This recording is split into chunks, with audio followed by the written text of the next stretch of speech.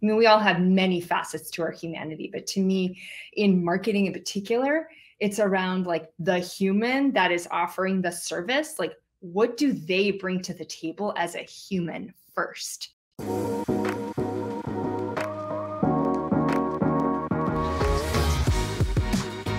Hello and welcome to Love as a Business Strategy, a podcast that brings humanity to the workplace. We're here to talk about business, but we want to tackle topics that most business leaders shy away from. We believe that humanity and love should be at the center of every successful business. I'm your host, Jeff Ma, and as always, we're here to have conversations and hear stories about how real people, real businesses, and real life operate. My guest today is Christina Frei, and Christina runs a boutique marketing practice where she helps solo business owners win at marketing by becoming authorities in their field with content-rich strategies. Her holistic marketing approach grew out of a lonely, chaotic time when she moved to Boston to start her business. Out of this was born her marketing archetype system. Her 2022 TEDx talk includes some of this journey. Outside of her work, Christina cold plunges like Wim Hof, which I'm going to ask you about in a little bit. All year long with a large community of knuckleheads, she sings and plays in a local band, chases her dog around with a stuffed animal snake, meditates on a pink couch, and obsesses over the perfect cup of green tea, all in a seaside town just north of Boston. I love that in your bio. So with that, I'd love to welcome Christina Frei to the show. Christina, how are you today? I'm pretty groovy, Jeff. Good to be here. Groovy, love it. Wim Hof. What is that? Yeah, let's go there.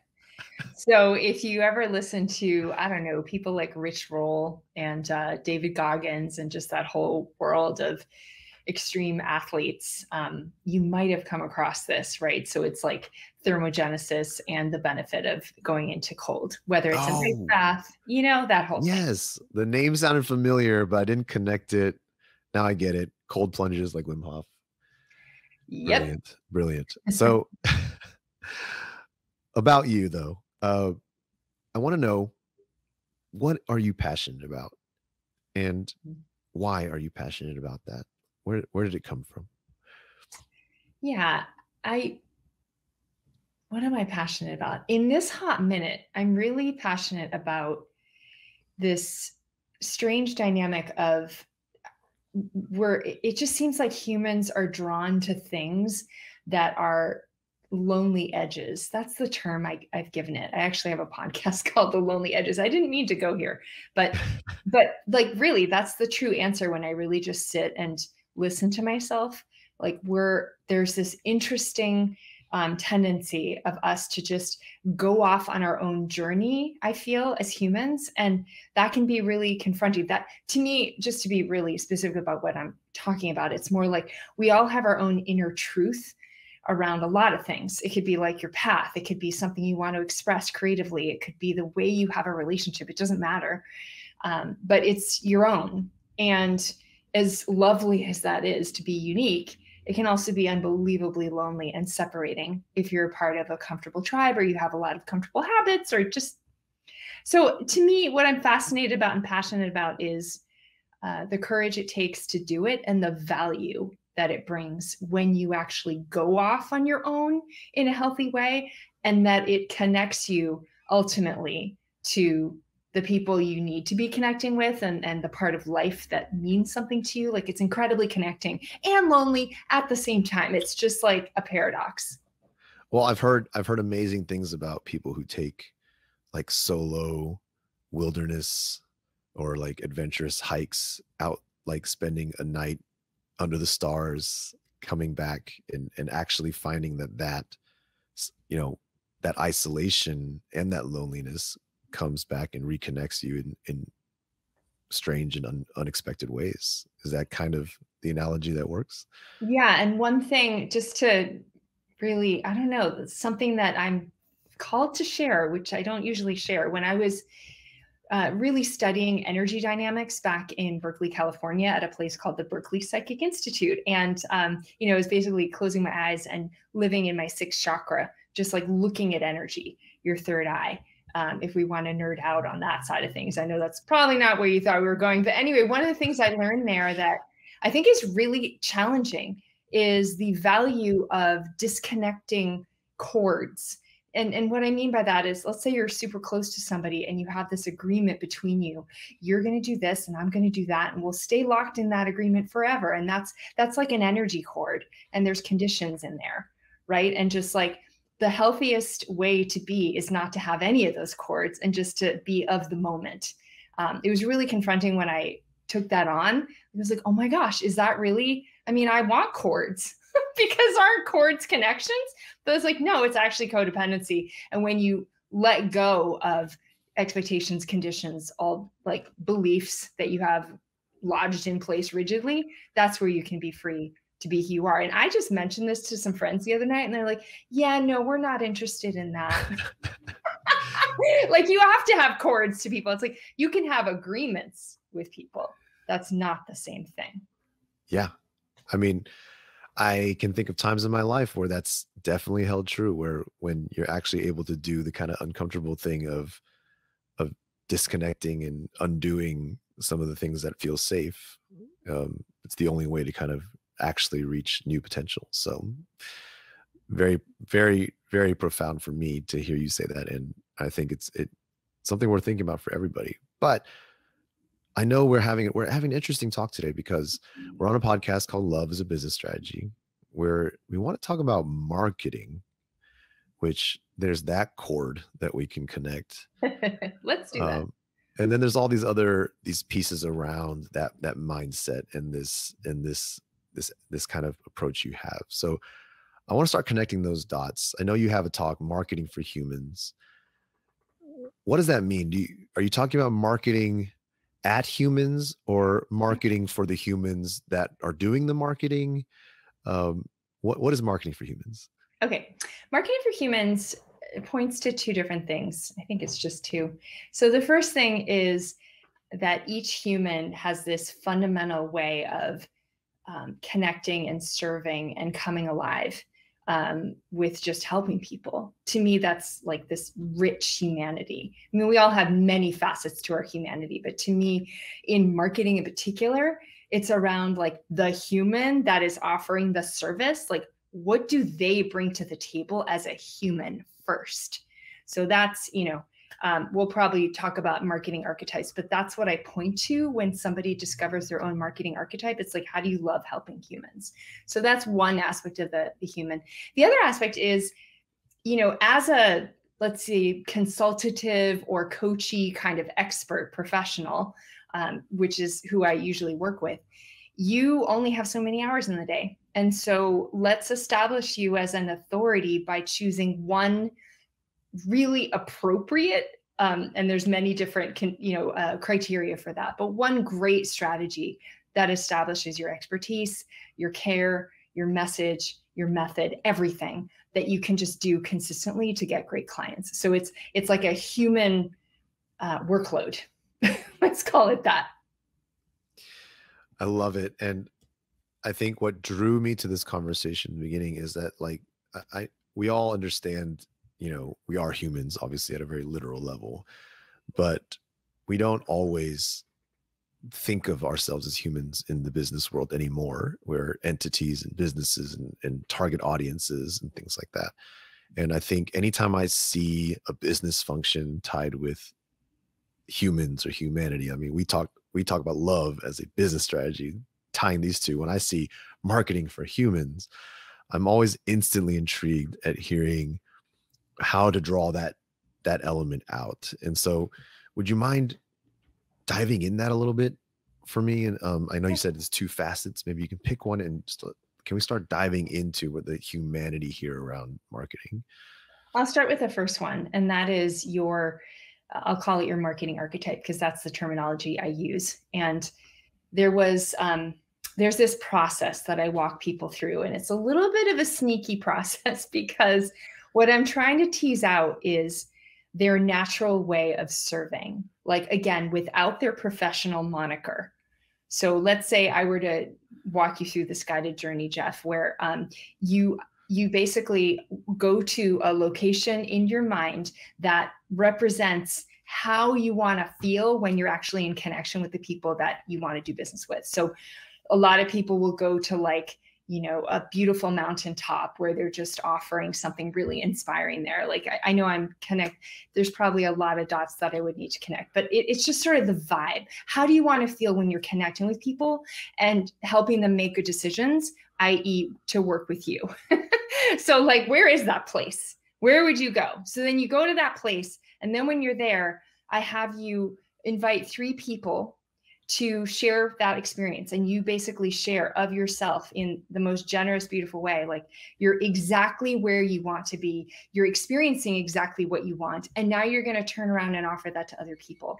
And it's almost like one of the most rich, beautiful, impactful gifts ever. And I think as a business owner and marketer, it is just imbued with trial, error, and failure. So this is kind of an opportunity to step back from all that and just be like, oh my God, what if I could give something that really meant a lot to me, that I was, you know, I created that. And now, you know, here's people who are ready to receive it.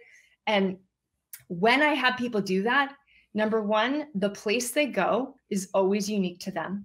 And number 2, the way they offer the gift is always unique to them. Like, yeah, there's some similarities, but like one person will share the gift by just giving people a big old hug and like making them super cozy. And another person will be like, I'm just going to beam it out to you and you have your own experience with it. I don't need to be involved.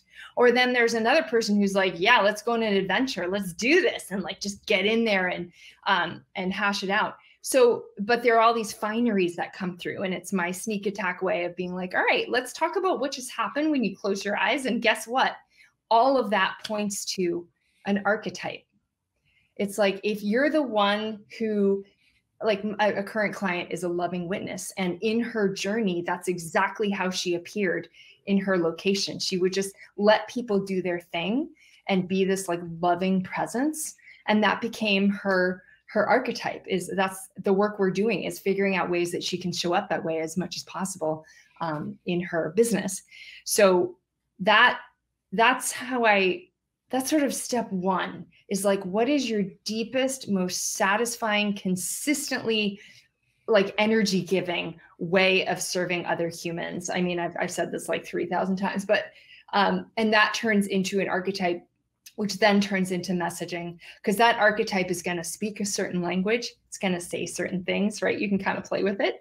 And it just clarifies a lot. I will tell you right now that is the hard work right there that I just described to you, is just being honest about it. Because if you're in a service-based profession, you just want to be all things to all people. It's totally natural to want to help everyone and solve all their problems.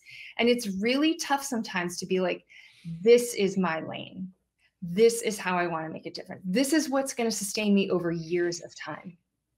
So that's what I'm like obsessed with, helping someone nail that down and have the courage to claim it.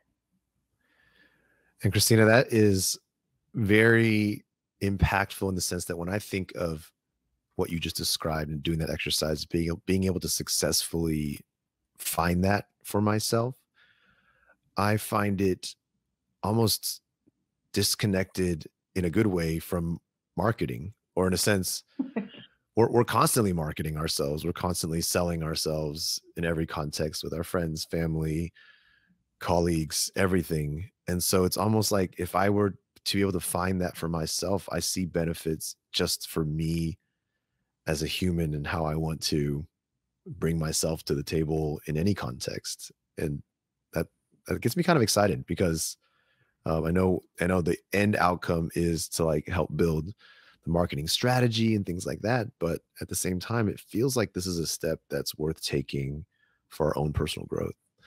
Yeah, it's definitely a leadership tool. I'm kind of coming around to that. It's like, this is not just a marketing tool, and it's not just like a fun self-help quiz. It's a leadership tool. So I think I heard you say that this is rooted in like the archetype is rooted in how you love or maybe serve other people. Can you talk a little bit about that? Because I think, again, I'm starting to broaden my thought process here around from marketing, but also to, if you're just, like you said, a leadership tool, where what does it look like to kind of apply this against how you serve others or lead others in different ways? I think the easiest way to answer that is to just share with you the 5 main archetypes I've identified that people can just take an assessment and find out what they are. So the 5 and then what their motivations are and how they actually do love to serve. So nurturers, you know you're a nurturer if you absolutely love making it safe for others to thrive. I'm a nurturer, by the way. It's like all day long, you just want to bring that sanctuary. It just fuels you.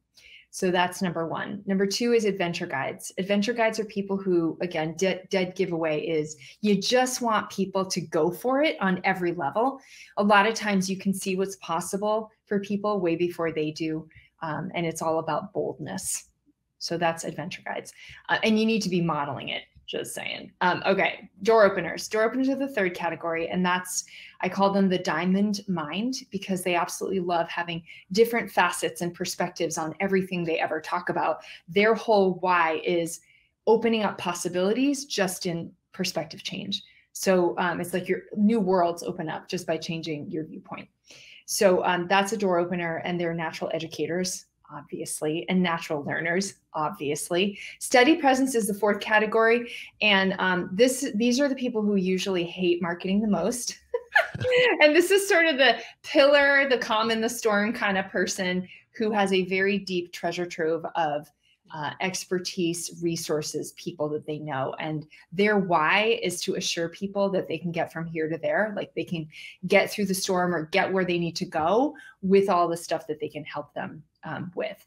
So they're very calming. And then the last category is celebrators. And celebrators are, I think, what a lot of people wish they were, but it's you want to bring the good life to your people, and you do it with your own special flair. So, whether it's you're a walking party, you're really funny, you have a design sense, like there's a lot of different kinds of flair people bring to that table.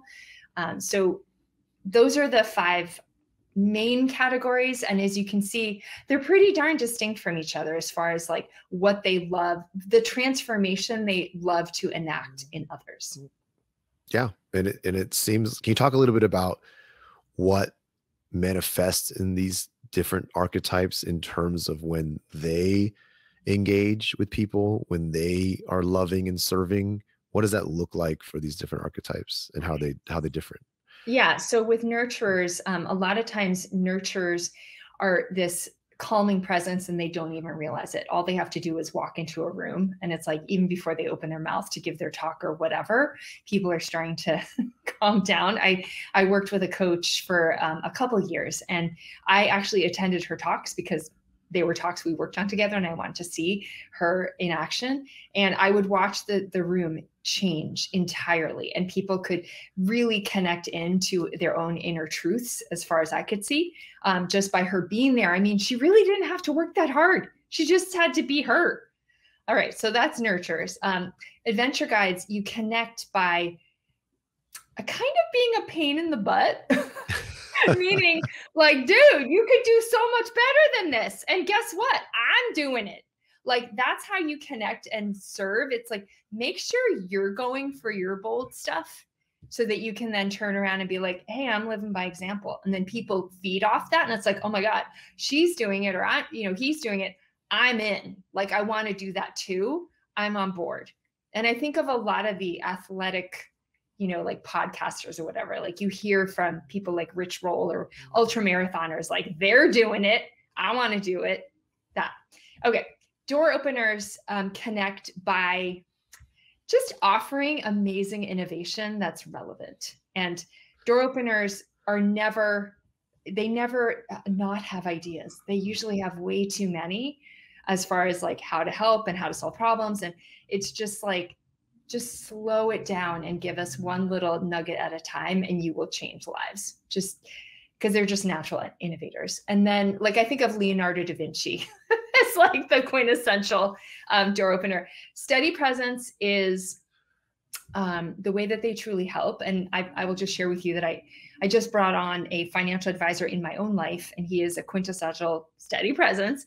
And what he brings to the table, and I see this with all steady presences that I work with, is total calm around things that people are really stressed out about. Like, for me to make financial decisions, I cannot begin to describe to you how just his being in the room sometimes is enough for me to be like, oh, this is what matters to me. And this is what I need to do to move forward. Like, he doesn't even have to say much.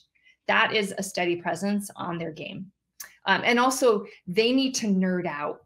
They're the ones who should geek out and write the long emails and go against all the marketing, advice about keep it short and sweet. Nope, not if you're a steady presence. Like, we want to see you nerd out. And even if we don't understand what the heck you're talking about, we see that you do. So we're going to like reach out to you and be like, okay, they know their stuff. We need them.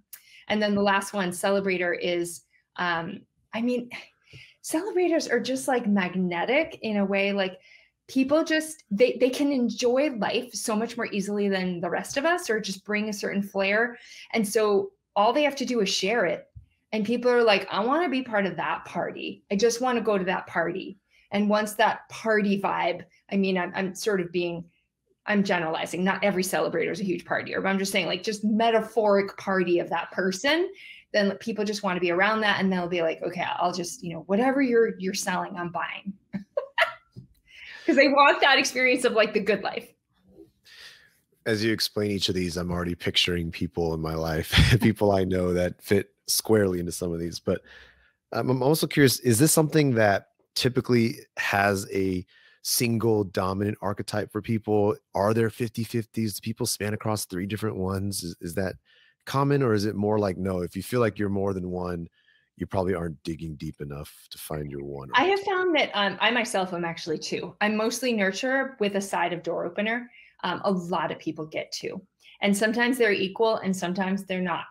So when people get more than 2, that's when I kind of step back and I wonder to myself, or I just sort of remind them, because again, we have all 5 of these going on. Like, if I were to ask you, pick one, great, you could pick one. But I know that all 5 of those are operating in you as they would operate in any of us. Sure. I offer this model so that the natural, crazy, expansive nature of marketing that makes us so scattered in our attention and our ability to choose and to have energy at all needs to be counterbalanced with a very strong anchor of knowing what your deepest why is. And this is what that does. So it's just like, don't worry about it. I'm not trying to put you in a limiting box or anything. So if you are 3 or 4 or 5, it's like, okay, we should talk. Like, sign up to meet with me. I'll help you. So if I'm marketing, like, everything you're saying strikes a really, really good spot for me in my mind around when I think about how I want to introspect about myself, how I want to consider my own leadership strengths, and how I bring my energy to the space of my team and those around me. And I know that in the context of marketing, you're trying to bring this forward into like what's put out into the world and what's presented to others, right? If I'm working for, a marketing team or a larger organization, if I'm working with others and we're looking to find this human kind of archetype, whose archetype should we be using? Where should that start? So I actually have been approached by a few businesses as far as like, how can we use this on our team? And what I've come around to so far, because I have not gone into that too much, is that no matter who you are, you have one of these, right? So if you're a receptionist, if you are a scientist, if you are, a CEO, you have a marketing archetype. And even though marketing is in the title, it is also a communication archetype and a service archetype. Yeah. So like, if that matters to you, obviously those things are huge in organizations. Like, how do we, it's interesting, just like with any of these models, whether it's, there's so many great assessments, whether it's DISC or Enneagram or whatever, it's really nice to know who's who. Like, just if this person is driving you crazy and you can't get past a communication wall, like, just understanding, oh, they're an adventure guide. Like, those are the strengths that they bring to the table as far as serving others. That's helping me understand why they're so adamant about like only dealing with the vision instead of letting me geek out as a steady presence, because I just want to go into the details of it all and go deep. So it can kind of ease conversations like any self-awareness tool would. Sure. Right. And I would also say that probably a healthy organization is one with a healthy mix of all of them. Yeah. So when it comes to our listeners right now, hearing these archetypes, they're like, that's really interesting. What do they do with it once they find their archetype? Like what's the next step? What's the end goal with the work to be done here? So to be really practical for a second, I'm sure you'll put this in the show notes, but it's just innatemarketinggenius.com/assessment. And you will actually go to archetype. It's probably better just to go to archetype because it introduces it a little bit. So innatemarketinggenius.com/archetype. So once you find what that is, takes about 7 minutes. Then you as a, I don't know, celebrator or door opener have very specific ways of communicating that are unique to you that I draw out with very specific activation questions. And just knowing your strengths and knowing what drives you helps you to narrow down how you want to talk about whatever it is you want to talk about. So for example, if you know you're a celebrator, look around your world. What is it about serving your clients and working on your team do you most appreciate? What is the most fun? What is all that? And then just share that however you see fit. Like, if you're somebody who loves to get out there and network and, like take tons of photos of those networking, like just bring the joy, bring the fun, bring that life and flair. I don't care how you do it. That's another conversation, is like deciding on the medium, but that's how you come through. So there's a definite art form in knowing your own archetype and then how to draw that out and to create content and to just communicate with the wider world. That's why I have a job. It's just to draw, connect those dots. And if you take the assessment, like there are some tools that you'll get invited to try. And so there's all that stuff. Yeah. Does that answer your question? Yeah, absolutely.